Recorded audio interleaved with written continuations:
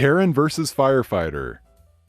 This story happened about 5 years ago. I'm a firefighter in a Western European country. My fire department is one of the larger voluntary fire departments in my region, so we are all unpaid and have regular day jobs. One night, it was a Thursday at 1 a.m., we were called to an emergency in the city center by EMTs. An older lady injured her spine in her apartment, and the EMTs needed us to help rescue her. Because her apartment was on the second floor, third if you count the American way, and the old building had a narrow staircase and no elevator. So the only way to get her down safely is through loading the stretcher onto our turntable ladder. I'm not sure that's the right term, but that's what the dictionary said. The ladder needs to run its main engine to be able to operate the hydraulic system. I was standing in full uniform on the street waiting for the ladder to come down to assist with the stretcher. A woman in pajamas started approaching me, but I didn't pay too much attention to her. She didn't look at all like a Karen, but definitely behaved like one. So this is how it went down. "Excuse me." "Yes? Are you training right now?" I thought about giving a sarcastic answer, but I restrained myself from doing so. Remember, it's 1 a.m. on a weekday. And I say, "No ma'am, this is an actual emergency, would you?" She then interrupts me before I can say anything else. "I need you to turn off that thing." She points at the ladder. "My son can't sleep over the loud engine noise." "Ma'am, that's not possible, this is an emergency. Would you please clear the area so we can work?" At this point, the patient has been loaded onto the ladder's basket and they proceed to descend. Karen is now almost screaming and says, "My son can't sleep, turn it off." I am now getting a little annoyed and I respond, "Please clear the area now. I want to talk to your commander." I then proceed to point out her squad leader, hoping he would tell her the same thing, resulting in her leaving us alone. She then huffs and storms off. I see her arguing extensively with him while we were loading the stretcher into the ambulance. Unfortunately, I didn't hear most of the conversation that unfolded. I only overheard the last few words, Karen annoyed and screaming, "Then I will file charges against you." My squad leader just sends her to the 2 cops standing on the side of the road. I observed this from a little distance because I didn't want to deal with this anymore, but I still found it amusing enough to observe. She then approaches the cops, tells them her problem, and they just burst out laughing for some reason. I then proceed to mount into our fire truck again with a smile on my face. I just found it so amusing how those 2 cops laughed at her. The nerve of some people. Late husband's estranged abusive parents are demanding access to my unborn son. I'm a 30-year-old woman who lost my husband to cancer last year. We'd always wanted kids, so we had some of his sperm frozen for a later date. Sadly, he lost his battle and passed away. I am now in a place where I feel capable mentally of taking care of a child myself, and it was a success. I'm now expecting a boy. My husband's parents somehow got wind of this, and are constantly demanding that they be allowed in my son's life, as he will be the last part of their son. The thing is though, my husband had nothing to do with his parents.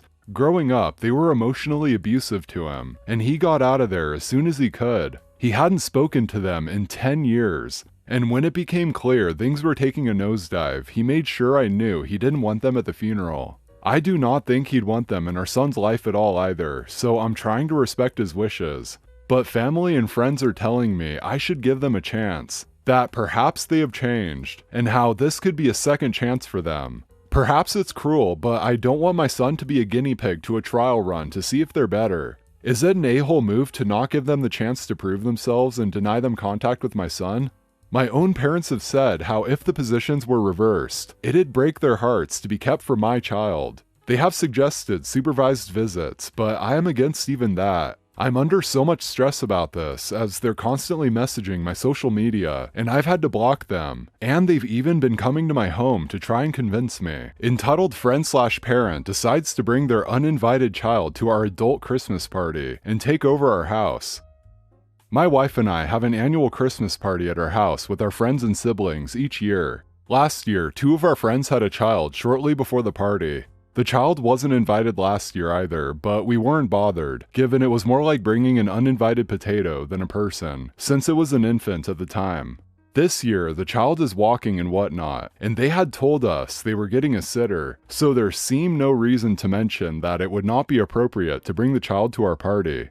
As the title indicates, without asking or even telling us the child was coming, they showed up with their kid, and we had in no way set up our house to be child-proofed. As a result, we had to close a bunch of doors that were intended to be left open to allow guests to spread out into our basement and living room. So for most of the party, we had about 14 people cramped in our small kitchen, as the parents let their 1-year-old child roam freely. Our party is by no means a rager, but people were drinking a lot less than normal, and my wife and I weren't drinking at all, as we're responsible for what happens in our house, and the parents weren't keeping a good eye on their child. The one thing the mom decided to do was tape a bunch of our drawers shut without asking to do so, and with our duct tape, which meant she went through our drawers without asking, as obviously the kid was going around opening everything and pulling stuff out. As the unattended child continued around, he kept messing with our dog, including taking food out of her bowl and putting it on her fur, and the parents still didn't do anything. Being between the dog and the child became part of my duties as host. Our dog is a rescue and quite skittish, and by some miracle of the universe, it just put up with the child each time I wasn't in the right place at the right moment. Similarly, the child pulled the bells off our door and broke them that our dog has used since the day she was adopted to signal she needs to go outside, and now she can't seem to understand that our new different looking bells are for the same purpose. Next, the child was getting tired and cranky, and instead of taking the child home, they decided it was time to go into our guest room, which was closed and used to store all the extra stuff we had around the house that we moved to make room for the party and our guests.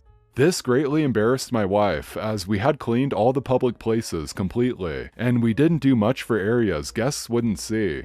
Uninvited and without asking, they set up a playpen for their child, which they built and then left the trash for in our house before returning to the party themselves. They didn't leave until 10, basically killing around half the party for us, and much of the party for our other guests who didn't stay that late. I am by no means mad at the child, they're a kid and don't know any better, but the parents should have known to not bring their kid to an adult Christmas party. Edit, I accept people's judgment that I should have confronted them. My issue was that because we were putting out all the fires, the other guests probably didn't realize what was going on, and everyone knows each other. But still, I should have confronted them. There is a reason the road is closed. So there was a large multi-agency exercise recently. The location was chosen and signs in media advertised the time and date, warning that there will be disruptions to the suburb. The day of the exercise arrives, it gets set up. Residents watch from their windows and backyards. This is an event. The signal begins and the exercise starts. Emergency vehicles descend on the scene and it is go time. An hour later, yours truly has just finished clearing the scene of casualties and goes over to traffic control with their dinner. It's busy, as normal. The few cars that didn't know of the exercise are turning around and going back to the detour. All is good. And then the entitled mother drives up to the roadblock. I need to get through. My daughter is late for practice. The traffic controller tells her the road is closed and she will have to use the detour. She refuses to listen to him. I intervene, hoping the uniform will help. Good evening, ma'am. Unfortunately, this road is closed due to a multi-agency training exercise. Please use the detour. Well, I have to get through. Move everything off the road and let me through. I sigh. Then I get an idea. From the location of the roadblock, the exercise scene isn't visible. And I say, ma'am, if you would like to get out of the car and join me on that small rise. The entitled mother grumbles, gets out of the car and storms up to me, where she can now see the scene. What lies in front of her is a scene of pandemonium. A passenger train has collided with a semi-trailer carrying sulfuric acid. The collision had enough force to derail the train and slam the semi into 2 other cars. She can see the triage point with numerous live casualties, the body bags guarded by police, and firefighters working to extricate trapped victims. I turn to her and say, "It might be some time before the road is clear. Best take the detour." She goes back to the car and takes the detour.